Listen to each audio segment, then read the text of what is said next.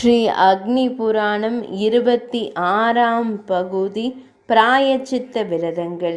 மகாபாதகன் 1 மாத காலத்திற்கு புருஷ சூக்தம் கூற வேண்டும். அகர்ஷண மந்திரத்தை மும்முறை உச்சரித்தல்.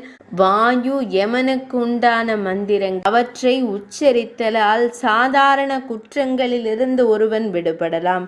கிருச்ச விரதம். மொட்டையடித்து கொண்டு நீராடி முடியிறக்கி ஹோமம் செய்து பகவான் ஸ்ரீஹரியை வழிபட வேண்டும். பகலில் நின்று கொண்டும் இரவில் அமர்ந்து கொண்டும் கழிக்க வேண்டும். சாந்திராயண விரதத்தை கடைபிடிப்பவன் ஒரு நாளைக்கு 8 பிடி, காலையில் 4 பிடி, மாலையில் 4 பிடி என்று உணவு உட்கொள்ள வேண்டும். தப்த கிருச்சம். முதல் 3 தினங்கள் 3 கை வெந்நீர், அடுத்த 3 தினங்கள் 3 கை சூடான பால், அதற்கடுத்த 3 தினங்கள் சூடான நெய் அதே அளவு, கடைசி 3 தினங்கள் காற்றே ஆகாரம். கிருச்ச சந்தானபன விரதம். ஒரு பகல் ஒரு இரவு சுத்த உபவாசம். பாரக யக்ஞ கர்மாவிற்கு 12 தினங்கள் உபவாசம். பிரஜாபத்தியம். ஒருவேளை உணவு உட்கொள்ளுதல் மட்டும் 3 தினங்களுக்கு.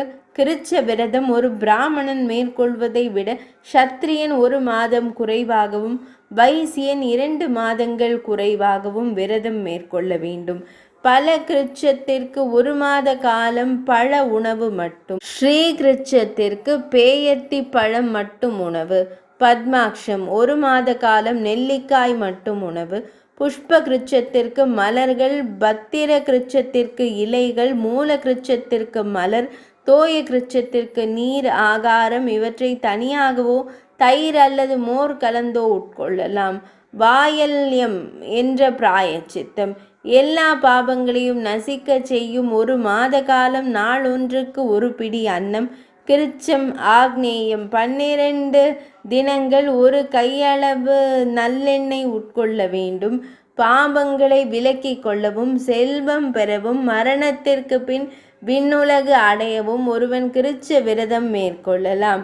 காயத்ரி மந்திரம், பிரணவ மந்திரம், நாராயணன், சூரியன், நரசிம்மர் மூல மந்திரங்களும் பாபங்களை போக்கக்கூடியவை. சந்திராயண விரதத்தை மேற்கொள்பவன் பௌர்ணமி அன்று 15 கவளம், அடுத்த நாள் முதல் 14, 13 என்று குறைத்து கொண்டே வந்து அமாவாசை அன்று சுத்த உபவாசம் இருக்க வேண்டும். அடுத்த நாள் 1 கவளம் மட்டும் உட்கொண்டு அது முதல் ஒவ்வொன்று கூட்டி பௌர்ணமி அன்று 15 கவளம் உட்கொள்ள வேண்டும். 1 மாதத்திற்கு 2 அமாவாசை வந்தால் அது மல மாசம். அந்த மாதங்களில் விரதம், ஹோமம், பிரதிஜ்ஞை, திருவுருவ பிரதிஷ்டை கூடாது. ஒரு பௌர்ணமி முதல் அடுத்த பௌர்ணமி வரை உள்ள தினங்கள் கொண்டது சாந்திர மாசம். 30 தினங்களை உடையது சௌர மாசம். சூரியன் ஒரு ராசியில் தங்கி இருக்கும் காலம் சௌர அல்லது சூரிய மாதம்.